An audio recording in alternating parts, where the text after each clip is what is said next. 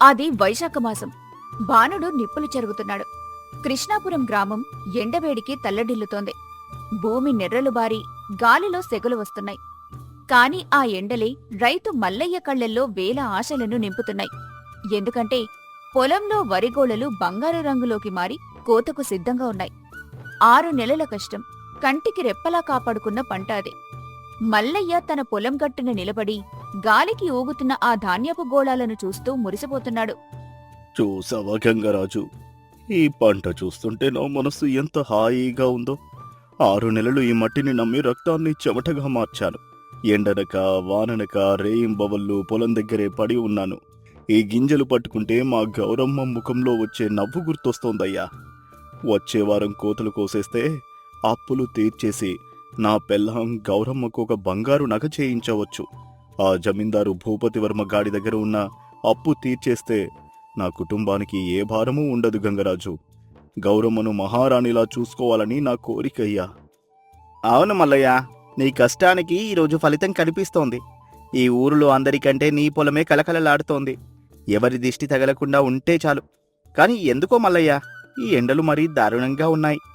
గాలి కూడా అస్సలు ఆడడం లేదు. జంతువులు కూడా అరుపులు ఆపేసి మూగబోయాయి. ఏదో కీడు శంకిస్తోంది నా మనసు. ఈ వేడి వర్షాన్ని పిలుస్తుందేమో అని భయంగా ఉందయ్యా.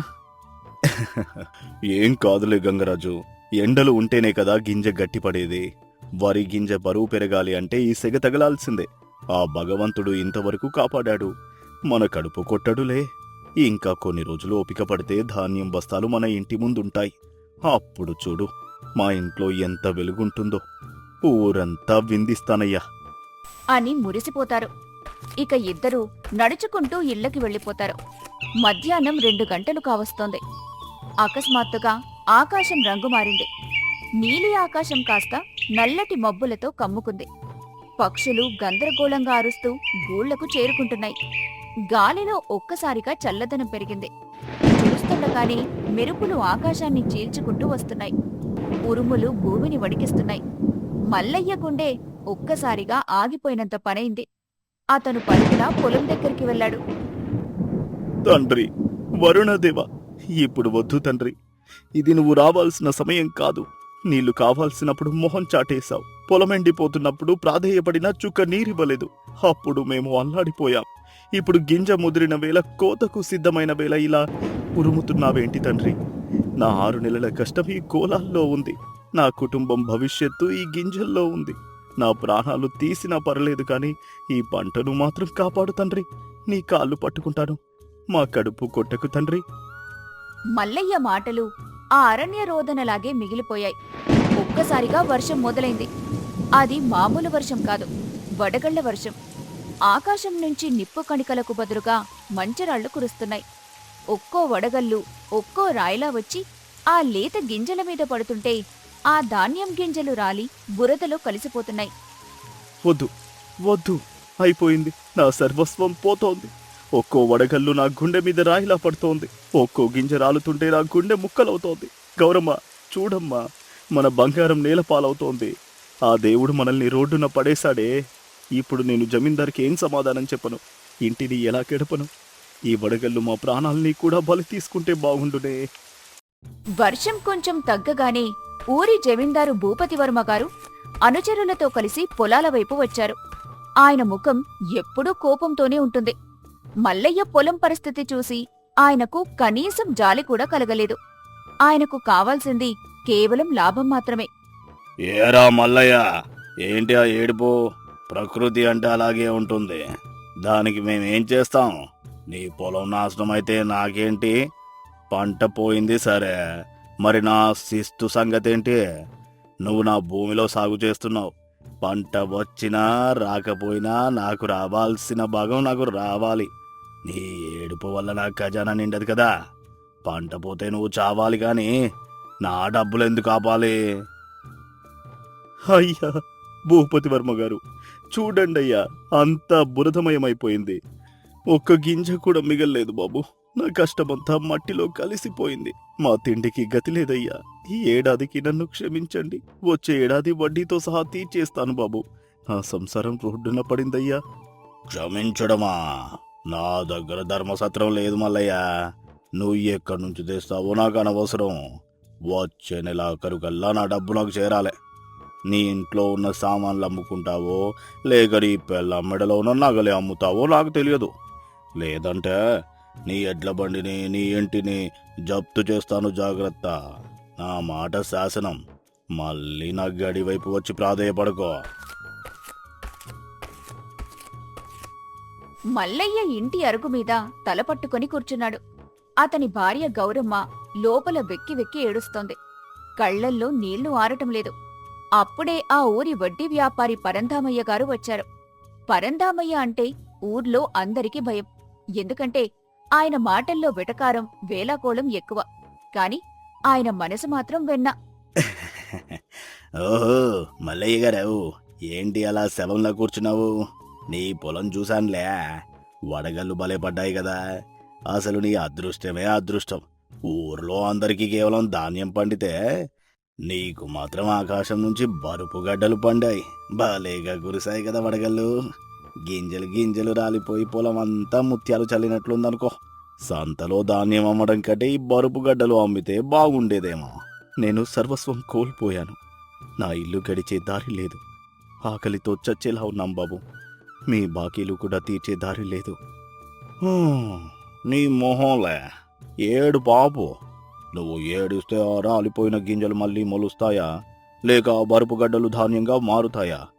సరే, నా వడ్డీ సంగతి ఏంటి? నీ దగ్గర ఒక్క పైసా కూడా లేదని నాకు తెలుసు.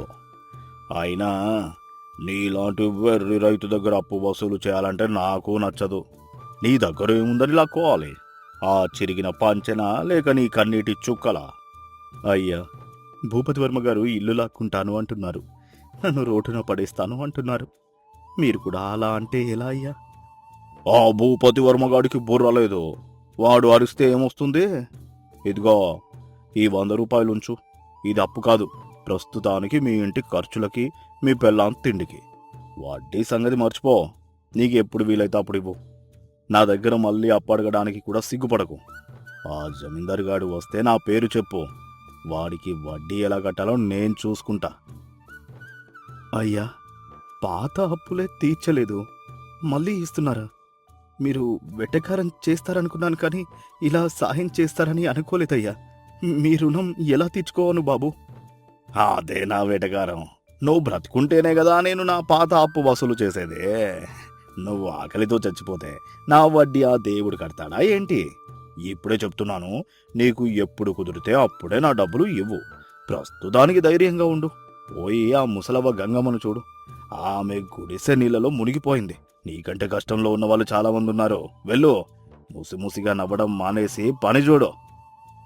వడగళ్ల వర్షం కారణంగా ఊరి చివరన ఉన్న ముసలవ్వ గంగమ్మ గుడిసె కూలిపోయింది. ఆమె వణుకుతూ ఒక చెట్టు కింద ఆశ్రయం పొందుతోంది. మల్లయ్య తన బాధను మరిచిపోయి తన భార్య గౌరమ్మతో కలిసి గంగమ్మ దగ్గరికి వెళ్లాడు. ముసలవ్వను ఆ పరిస్థితిలో చూడగానే మల్లయ్య మనసు ద్రవించింది. తన పంట పోయినా 10 మందిని ఆదుకోవాలన్న గుణం అతన్ని నడిపించింది. అవ్వా, గంగమ్మవ్వా, ఇక్కడెందుకున్నావవ్వా? ఈ చలికి, ఈ వానకి నువ్వు తట్టుకోలేవు. రా, మా ఇంటికి వెళ్దాం. మాతోనే ఉందువు గాని. వద్దు నాయనా, మీకే తినడానికి తిండి లేదని విన్నాను. ఆ వడగళ్ళు మీ పంటను నాశనం చేశాయట కదా. నీ ఇల్లు గడవడానికి దాచిన పంటంతా బురద పాలైందని ఊరంతా చెప్పుకుంటున్నారు. నాలాంటి ముసల్దాని భారం నీకెందుకు నాయనా? నేనిక్కడే ఈ చెట్టు కింద ప్రాణం వదిలేస్తాను. మీకు నేనెందుకు భారం అవ్వాలి? అవ్వా, అలా అనకవ్వా. మా పంట పోయింది కాని మా ప్రాణం పోలేదు కదా. మన దగ్గరున్న గంజి నీళ్లు నలుగురం కలిసి తాగుదాం రా అవ్వా. నీ ప్రాణం కంటే మా పంట ముఖ్యం కాదు. ఈ పూట గంజి తాగితే వచ్చే బలం చాలవ్వా. పదవ్వ వెళ్దాం. మల్లయ్య గంగమ్మను తీసుకొని నడుచుకుంటూ తన ఇంటికి తీసుకుని వచ్చాడు. పక్కనే వస్తున్న ఒక బాటసారి ఈ దృశ్యాన్ని చూసి ఆశ్చర్యపోయాడు. అయ్యో, మీకు ఇంత కష్టం వచ్చినా పంట అంత నాశనమైన ఆ ముసలామెను ఆదుకుంటున్నారు. మీరే ఆకలితో ఉన్నారు, ఆయన ఆమెను కాపాడుతున్నారు. మీరు నిజమైన మనిషయ్యా. ఈ లోకంలో మానవత్వం ఇంకా బ్రతికే ఉందని నిరూపించారు. మీ కష్టం తీరిపోతుంది బాబూ. అయ్యా, ప్రకృతి మనల్ని దెబ్బతీయగలదు, మన ఆస్తులను హరించగలదు, కానీ మనలో ఉన్న మంచితనాన్ని తీయలేదు కదా బాబూ. గింజలు పోతే వచ్చే ఏడాది పండించవచ్చు, కానీ ప్రాణం పోతే తిరిగి తీసుకురాలేము కదా. ఈ మట్టి మనల్ని కాపాడకపోతే ఏంటి, మా ఊరి జనాలే మమ్మల్ని కాపాడుకుంటారు. రాత్రయ్యింది. మల్లయ్య భార్య అందరికీ గంజినీళ్లు పోసింది. జమీందారు పెట్టిన బాధలు ఒక పక్క, పరందామయ్య చూపిన మంచితనం మరో పక్క మల్లయ్య మనసులో అలజడి రేపుతున్నాయి. కిటికీలోంచి బయట కురుస్తున్న చినుకులను చూస్తూ అతను తనలో తాను మాట్లాడుకుంటున్నాడు. దేవుడా, ఎందుకిలా చేశావు? 6 నెలల నా రక్తం ఒక్క గంటలో గాలికి కలిసిపోయింది. రేపు నా సంసారం ఎలా గడుస్తుంది? ఆ జమీందారు అప్పులు ఎలా తీరుతాయి? వాడు రేపొచ్చి ఇంటిని లాక్కుంటే నా కుటుంబం ఎక్కడికి వెళ్ళాలి? కాని ఈరోజు పరంధామయ్య గారు చేసిన సాయం, గంగమ్మవ్వ కళ్ళల్లో చూసిన ఆ కృతజ్ఞత, ఇవన్నీ చూస్తుంటే ఏదో ఒక ఆశ కలుగుతోంది. భూమిని నమ్ముకున్నవాడు ఎప్పటికీ ఓడిపోడు అని మా తాత చెప్పేవాడు. మట్టి మనల్ని ఎప్పుడూ మోసం చేయదు. ఈ ఏడాది పంట పోతే ఏంటి, వచ్చే ఏడాది మళ్ళీ పండిస్తాను. నా చేతుల్లో సత్తువ ఉంది, నా మనసులో నిజాయితీ ఉంది. ఆ జమీందారు కంటే ఈ వెటకారం పరందామయ్యే నాకు 1000 రెట్లు నయం. మళ్ళీ పొలం దున్నుతాను, మళ్ళీ విత్తనం వేస్తాను. మల్లయ్య ముఖంలో విషాదమున్నా ఒక రకమైన పట్టుదల కనిపించింది. తనను అవమానించిన జమీందారు కంటే తనను వెటకారం చేస్తూనే ఆదుకున్న పరందామయ్య లాంటి మనుషులు ఉన్నంతకాలం తనకి భయం లేదని మల్లయ్య గ్రహించాడు. బయట వర్షమాగిపోయింది. ఆకాశంలో మెల్లగా మబ్బులు వీడిపోయి చందమామ కనిపిస్తున్నాడు. రేపటి కొత్త ఉదయం కోసం మల్లయ్య సిద్ధమయ్యాడు. ప్రకృతి వైపరీత్యాలు మన సంపదను హరించవచ్చు, కాని మనలోని ధైర్యాన్ని, మానవత్వాన్ని దెబ్బతీయలేవు. ఆపదలో ఉన్నప్పుడు తోటివారికి సాయం చేయడమే నిజమైన సంస్కారం. మంచితనమున్న రైతు ఎప్పటికీ ఓడిపోడు. కష్టానికి కుంగిపోకుండా తిరిగి నిలబడటమే నిజమైన విజయం. ఎండాకాలం చల్లని గుహ. ఒక మారుమూల గ్రామంలో వడ్రంగి సూర్యం తన పాతరేకుల షెడ్డులో పనిచేయలేక ఒళ్లంతా చెమటలతో తడిసిపోయి బయటకొచ్చాడు. తన వడ్రంగి పనిముట్లు పక్కన పెట్టి దూరంగా కనిపిస్తున్న ఆ రాతికుట్ట వైపు దృష్టి సారించాడు. గాలిలో చిన్నపాటి తేమ ఎటునుండి వస్తుందో అని గమనిస్తున్నాడు. ఏవండి, ఈ ఎండలకు ప్రాణం పోయేలా ఉంది. ఆ రేకుల కింద ఉంటే నిప్పుల మీద కూర్చున్నట్టుంది. మన పేదవాళ్ల గూడే ఇలా ఉంటే ఇక ఆ మేడల్లో ఉన్న వాళ్ల పరిస్థితేంటో. ధనమున్న భూపతి గారు కూడా రాత్రి నిద్ర పట్టక పిచ్చివాడిలా వీధుల్లో తిరుగుతున్నారట. ప్రకృతి ముందు మనుషులు ఎంత అల్పులో కదా. నిజమే సరస్వతి. ధనం సౌకర్యాలను ఇస్తుంది, కానీ ప్రకృతిని నియంత్రించే శక్తిని ఇవ్వదు. మన చుట్టూ ఉన్న గాలి నిప్పులైతే ఆ గాలిని చల్లబర్చే యుక్తి మన దగ్గర ఉండాలి. రాత్రంతా ఉక్కపోతతో జనం అల్లాడిపోతున్నారు. నాకు మా తాత చెప్పిన ఒక మాట గుర్తొస్తోంది. ఈ రాళ్ల కింద ఒక రహస్యం దాకి ఉందట. ఏం రహస్యమండి? ఈ ఎండలో ఆ పాత కథలేంటి? అది కథ కాదు సరస్వతి, అది భూమి తల్లి ఇచ్చిన వరం. మన ఊరి చివర ఉన్న ఆ పాత రాతిగుట్ట కింద ఒక పెద్ద రాతి గుహ ఉండేదట. అది ఇప్పుడు ముళ్ళ తుప్పల వల్ల మూసుకుపోయి ఉండవచ్చు, కాని ఆ రాళ్ల అడుగున ఎప్పుడూ చల్లని గాలి ప్రవహిస్తుందని మా తాత చెప్పేవాడు. రాయికి వేడిని లోపలికి రానివ్వని శక్తి ఉంటుంది. ఇవాళ మధ్యాహ్నం గాలిలో చిన్న తడి తగిలింది అంటే ఆ గుహ ఇంకా జీవించే ఉంది. రేపు ఉదయమే రామన్నను తీసుకునక్కడికి వెళ్లి చూస్తాను. ఏవండి, వెళ్తాను అంటున్నారు కాని నా మనసు మాత్రం ఎందుకో కొంచెం కంగారు పడుతోంది. ఈ ఎండాకాలంలో ఆ గుట్టల మీద కాలు పెట్టడమే కష్టం. అలాంటిది తుప్పలన్నీ తొలగించి గుహను వెతకడమంటే సామాన్యమైన విషయం కాదు. అక్కడ ఎన్నాళ్ల నుండి ఏముందో ఎవ్వరికీ తెలీదు. కాని ఆ కరువు దయ్యం మన ఊర్ని పీడిస్తున్న తీరు చూస్తుంటే మీరు చేసే ఈ ప్రయత్నం 1000 యజ్ఞాలతో సమానమనిపిస్తోంది. మీ తాతగారు అబద్ధం చెప్పరు. ఆయనకు ఈ నేల నాడి తెలుసు. ఒకవేళ ఆ చల్లని గుహ నిజంగా ఉంటే మన ఊరి ప్రజలకు ఈ నరకం నుండి విముక్తి దొరుకుతుంది. ఆ భూపతి గారి మేడలు ఈ ప్రకృతి వేడి ముందు తల వంచాయి. కాని మీ తెలివితేటలు ఆ వేడిని కూడా చల్లబరుస్తాయని నాకు నమ్మకముంది. రామన్నను కూడా తోడు తీసుకెళ్ళండి. ఇద్దరు ఉంటేనే ఏదైనా ఆపద వచ్చినా ఒకరికొకరు తోడుగా ఉంటారు. జాగ్రత్తగా వెళ్ళిరండి. నువ్వేం కంగారు పడకు సరస్వతి, నేను జాగ్రత్తగానే ఉంటాను. మన ఊరి ప్రజలు ఆకలితో దాహంతో అల్లాడిపోతుంటే చేతులు ముడుచుకుని కూర్చోలేను. ఆ దేవుడు మనకొక దారి చూపించాడు. దాన్ని వెతుక్కుంటూ వెళ్ళడం నా బాధ్యత. రామన్న ఉన్నాడుగా, వాడు నా నీడలా నా వెంటే ఉంటాడు. మేమిద్దరం క్షేమంగా తిరిగి వస్తాం. ఆ మండుతున్న సూర్యుడి కంటే మన ఊరి ప్రజల ఆవేదనే నాలో ఎక్కువ మంటను పుట్టిస్తోంది. ధైర్యంగా ఉండు. రేపు సాయంత్రానికల్లా ఒక చల్లని కబురుతో నీ ముందుంటాను. మరుసటి రోజు తెల్లవారుజామునే సూర్యం తన ఇంటి పక్కనున్న పాత పాక కింద రామన్న కోసం ఎదురు చూస్తున్నాడు. గాలిలో ఇంకా వేడి సెగలు కనిపిస్తూనే ఉన్నాయి. కొద్దిసేపటికి రామన్న నెమ్మదిగా అక్కడికి చేరుకున్నాడు. అతని ముఖంలో ఏదో తెలియని భయం, సంకోచం స్పష్టంగా కనిపిస్తున్నాయి. ఇద్దరూ ఆ పాకనీడన కూర్చొని మెల్లగా మాట్లాడుకోవటం మొదలుపెట్టారు. సూర్యమన్నా, నిజంగా ఆ గుట్ట దగ్గరికి వెళ్ళాలా? ఒకసారి ఆలోచించు. ఆ గుట్ట కింద ఉన్న భూమి అంతా వడ్డీ వ్యాపారి భూపతి గారిది. ఆయనకు గాని తెలిసిందా మనల్ని ఊర్లో ఉండనివ్వడు. పైగా ఈ వేలకాని వేలలో మనం అక్కడ తవ్వడం చూసి ఊరి వాళ్ళు ఏమనుకుంటారో, ఏవేవో పుకార్లు పుట్టిస్తారని నాకు భయంగా ఉంది. రామన్న, భయపడితే ఈ ఎండ మనల్ని బూడిద చేసేదాకా వదలదు. భూపతి గారు మేడలో విసనకర్రలతో చల్లగా ఉంటారు. మరి మనలాంటి పేదవాళ్ళ గతేంటి? ఒకవేళ ఆయన భూమి అయితే మాత్రం ఆ దేవుడిచ్చిన గాలిని ఆపడానికి ఆయనెవరు? ఎవరేమనుకున్నా పర్వాలేదు. ఏదైతే అదయ్యిందే.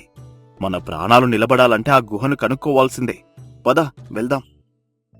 సూర్యం మాటలతో రామన్నలో కొంచెం ధైర్యం వచ్చింది. ఇద్దరూ నిశ్చయించుకుని గడ్డపారలు పట్టుకుని గుట్ట దగ్గరికి వెళ్లారు. అక్కడంతా ముళ్ల పొదలు, గట్టి బండరాళ్లు తప్ప ఏమీ కనిపించడం లేదు. కాని సూర్యం గాలి వీచే దిశను బట్టి ఒక రాతి సందును గుర్తించాడు. గడ్డపారలతో గంటల తరబడి శ్రమించి ముళ్ల తుప్పలను తొలగించారు. సూర్యమన్నా, ఈ రాళ్ల మధ్య ఏముంటుందిరా? ఈ ఎండలో ఇక్కడికి వచ్చి తవ్వడం కంటే ఆ చెట్టు కింద కూర్చోవడం మేలు కదా. నాకు కాళ్ళు వణికిపోతున్నాయి. రామన్న, ఓపిక పట్టు.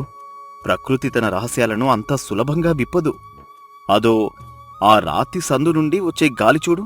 అది వేడిగా లేదు, కుండలోని నీళ్ళలా చల్లగా ఉంది. అంటే లోపలొక వింత ప్రపంచముంది. తవ్వు రామన్నా, ఈ ఇసుకను తొలగించు. కొద్దిసేపటికి ఒక చిన్న సొరంగం లాంటి దారి కనిపించింది. లోపలికి అడుగుపెట్టగానే ఒక అద్భుతం జరిగింది. బయట 100 డిగ్రీల ఎండ ఉంటే లోపల మాత్రం మంచుకొండలా చల్లగా ఉంది. లోపల విశాలమైన రాతి అరుగులు ఉన్నాయి. సూర్యం తన తెలివితో లోపలున్న రాళ్లను గాలి ప్రసరణకు అడ్డు లేకుండా అమర్చాడు. అబ్బో సూర్యమన్నా, ఏంట్రా ఈ వింత? లోపలికి వస్తుంటే చల్లగా ఉంది, బయట నిప్పుల కుంపటిలాంటి ఎండో ఉంటే ఇక్కడ ఒంటికి మంచు ముక్కలు తగులుతున్నట్టు ఉంది. గాలిలో ఒక రకమైన తెల్లని పొగలాంటి మంచు కనిపిస్తోంది. అసలు ఇదో వింత లోకం సూర్యం. ఆ భూపతి గారి మేడ కంటే ఇక్కడే ఎక్కువ చల్లగా ఉంది. అసలు ఈ రాయి ఇంత చల్లగా ఎలా ఉందబ్బా? రామన్న, ఇది ప్రకృతి సిద్ధాంతం. ఈ రాళ్ళు పగలు వేడిని గ్రహించవు, రాత్రి చల్లదనాన్ని లోపలే దాచుకుంటాయి. మనం ఇక్కడ మట్టిని శుభ్రం చేసి తడిగోనె సంచులు ద్వారం దగ్గర కడదాం. ఎండలో మాడిపోతున్న ముసలివాళ్ళు, పసిపిల్లలు ఇక్కడ హాయిగా ఉండవచ్చు. కాని రామన్న, ఇది భూపతి గారికి తెలియొద్దు. వాడికి తెలిస్తే దీన్ని కూడా తన తాకట్టు పుస్తకంలో రాసేసుకుంటాడు. మరోవైపు ఊరి వడ్డీ వ్యాపారి భూపతి పరిస్థితి దారుణంగా ఉంది. అతని దగ్గర లక్షల ధనముంది. ఊరిలో అతి పెద్ద మేడ ఉంది. కాని ఆ మేడ ఇప్పుడు అతనికొక నరకప్రాయమైన కోటలా మారింది. కరెంటు లేని ఆ రోజుల్లో మేడలోని రాతి గోడలు మధ్యాహ్నం వేళ నిప్పులు కక్కుతున్నాయి. గదిలో ఉంటే ఉక్కపోతకు ఊపిరాడని పరిస్థితి. రాత్రిపూట కూడా అతను నిద్రపట్టక చెమటలు కక్కుతూ బయట వీధుల్లో పిచ్చివాడిలా తిరుగుతున్నాడు. కనగయ్య, ఈ డబ్బుంటే ఏం లాభంరా? ఒక పూట నిమ్మలంగా నిద్రపోలేకపోతున్నాను. నా మేడలో 10 మంది మనుషులు విసనకర్రలతో విసురుతున్నా ఆ గాలి కూడా నిప్పుల్లా తగులుతోంది. ఆ జమీందారు గారి పరిస్థితి కూడా నాలాగే ఉంది. గాలిని అమ్మేవాడు ఎవడైనా ఉంటే వాడు ఎంత అడిగినా ఇచ్చేస్తాన్రా. అయ్యా, మీరే కాదు, ఊరంతా ఇదే బాధ. కాని ఒక వింత వార్త విన్నాను. ఆ వడ్రంకి సూర్యంగాడు ఊరి చివర గుట్ట దగ్గర ఏదో మాయగుహను కనిపెట్టాడట. జనమందరూ రాత్రిపూట అక్కడే చల్లగా నిద్రపోతున్నారట. అక్కడ మంచుదేవత తిరుగుతుందని నాగమ్మ చెబుతోంది. వడ్రంగి సూర్యమా, వాడు మేధావని నాకు ముందే తెలుసు. కాని ఆ రాళ్ల గుట్టలో చల్లదనం ఎక్కడిది? పద, ఇప్పుడే వెళ్దాం.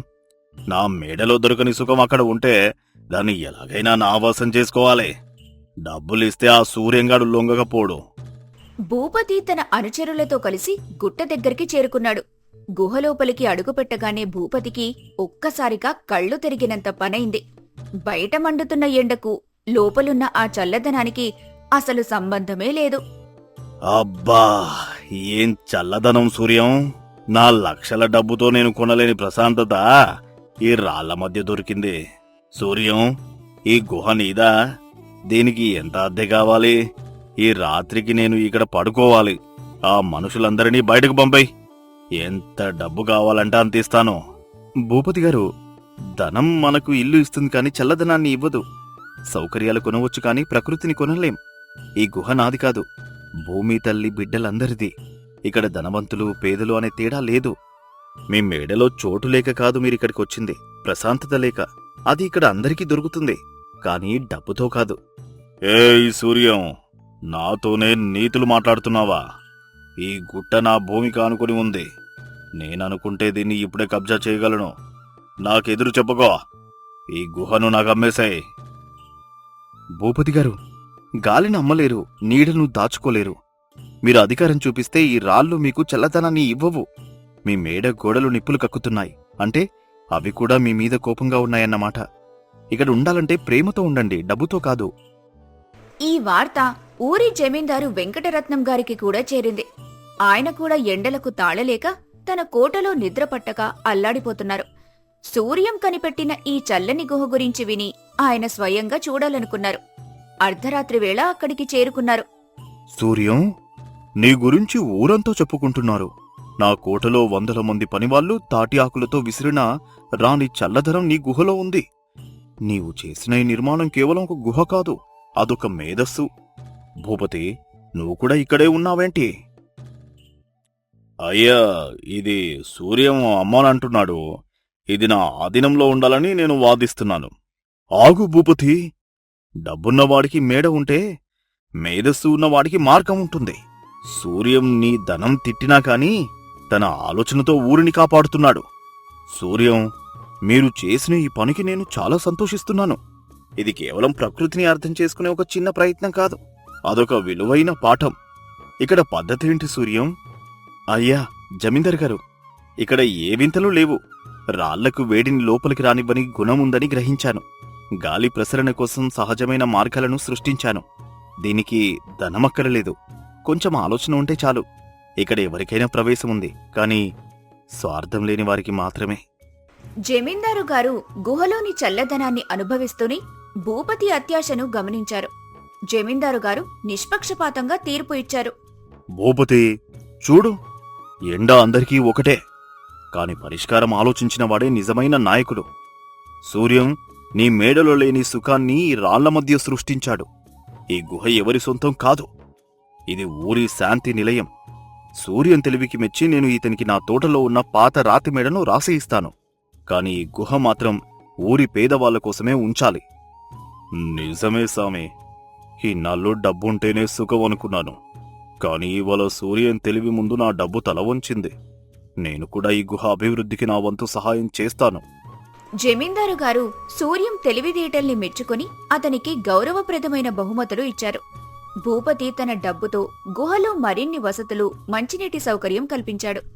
ఎండపల్లి గ్రామంలో ఆ ఏడాది ఒక్కరు కూడా ఎండదెబ్బకు గురికాలేదు. సూర్యం కనిపెట్టిన ఆ చల్లని గుహ ఊరి ప్రజలందరికీ ప్రాణవాయువుగా నిలిచింది. చూసారా అండి, మీ ఆలోచన ఊరందరికీ నీడనిచ్చింది. ధనవంతులు కూడా మీ దగ్గరకొచ్చి చల్లదనం కోసం అడుగుతున్నారంటే అది మీ మేధస్సు గొప్పతనమే. ధనమనేది కేవలం ఒక సాధనం మాత్రమే సరస్వతి, కాని ఆలోచన అనేది ఒక శక్తి.